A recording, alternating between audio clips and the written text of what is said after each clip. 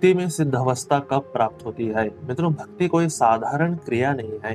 भक्ति एक रियल जीवन है। भक्ति करने से संपूर्ण जीवन को अनुभव किया जा सकता है। रोज भक्ति करते रहने से एक दिन सिद्ध अवस्था प्राप्त होती है। इसी को परफेक्शन कहते हैं। पर ये परफेक्शन कब प्राप्त होता है, आज इसी पर बात करेंगे। मित्रों, सिद्ध अवस्था किसी रूल या एज पर डिपेंड नहीं करती। इवन गृहस्थ आश्रम में भी परफेक्शन को प्राप्त किया जा सकता है भक्ति के माध्यम से। कई आचार्यों ने कहा है कि परफेक्शन 40 साल या 60 साल में प्राप्त होती है। मित्रों, ये बात बिल्कुल सत्य है। श्रद्धा से भाव अवस्था तक पहुंचने में 60 साल लग ही जाते हैं, पर ये सिद्ध अवस्था बहुत जल्दी भी प्राप्त हो सकती है। एक सिद्ध संत थी जिनका नाम यमुना माता जी है। उन्होंने केवल 11 साल में भाव अवस्था प्राप्त कर ली थी। एक और परमहंस है जिनका नाम तमाल कृष्ण महाराज है। उन्होंने केवल 30 साल में परफेक्शन प्राप्त कर ली थी। ऐसे कुछ संत बहुत जल्दी सिद्ध हो गए और ये सब कलयुग के ही उदाहरण है। मित्रों, परफेक्शन प्राप्त करने के लिए घोर तपस्या की नहीं बल्कि ईमानदारी और शरणागति की जरूरत होती है। जितनी डीप आपकी शरणागति होगी उतनी जल्दी आपको आत्म साक्षात्कार और भगवत साक्षात्कार प्राप्त होगा। लाखों लोग नाम जप करते हैं, पर कुछ गिने चुने लोग होते हैं जो ईमानदारी से चैंटिंग करते हैं। भगवान आप कितना माला जप कर रहे हो ये नहीं देखते, वो बस जप की ईमानदारी देखते हैं। भगवान साधक की ईमानदारी और शरणागति को देखकर आकृष्ट हो जाते हैं और हमारी भक्ति को 100x कर देते हैं। भक्ति की गाड़ी कृपा पर चलती है और भक्ति की स्पीड शरणागति पर चलती है। अगर आप रोज ईमानदारी से चैंटिंग करते हैं और अगर आपकी शरणागति धीरे धीरे डीप हो रही है तो आप कुछ ही सालों में सिद्ध हो जाएंगे। साधक भक्ति में दृढ़ नहीं है, छोटे छोटे कष्ट देखकर भक्ति छोड़ देते हैं।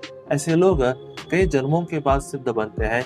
पर अगर आप सुख में और दुख में दोनों में भी अगर आप भक्ति नहीं छोड़ रहे हैं तो परफेक्शन आपके बगल में ही है। मित्रों, नो डाउट की परफेक्शन प्राप्त होना दुर्लभ है, पर ईमानदार साधकों के लिए ये सरल है।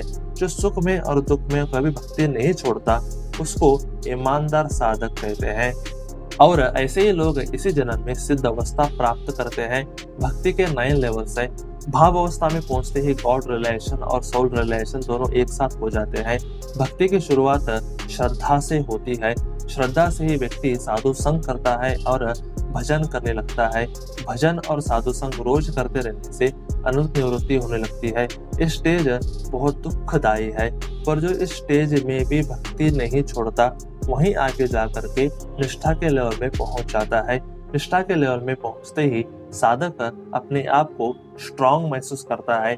ऐसे ही साधना रोज करते रहने से भक्ति में रुचि आने लगती है।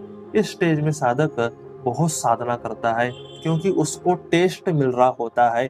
ऐसे ही साधना करते रहने से भक्ति आसक्ति के लेवल में पहुंच जाती है। यहाँ पर भगवान से बहुत अट्रैक्शन होने लगता है। यहाँ से साधकों को दिव्य आनंद मिलना शुरू हो जाता है। इस स्टेज में साधक प्रभु के लिए रोने लगता है। ऐसे ही साधक अगले स्टेज भाव अवस्था में पहुंचता है। इस लेवल को प्राप्त करते ही गॉड रिलेशन और सोल रिलेशन दोनों एक साथ हो जाते हैं।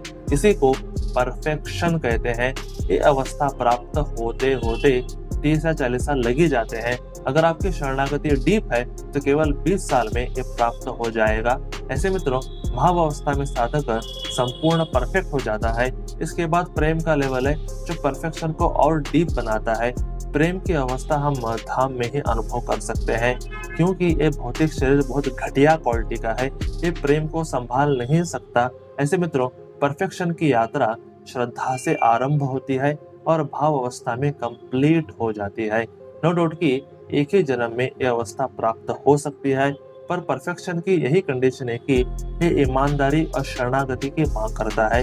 अगर आप सुख में और दुख में अगर चैंटिंग करते हैं तो आप समझ जाओ कि इसी जन्म में आप सिद्ध होने वाले हैं।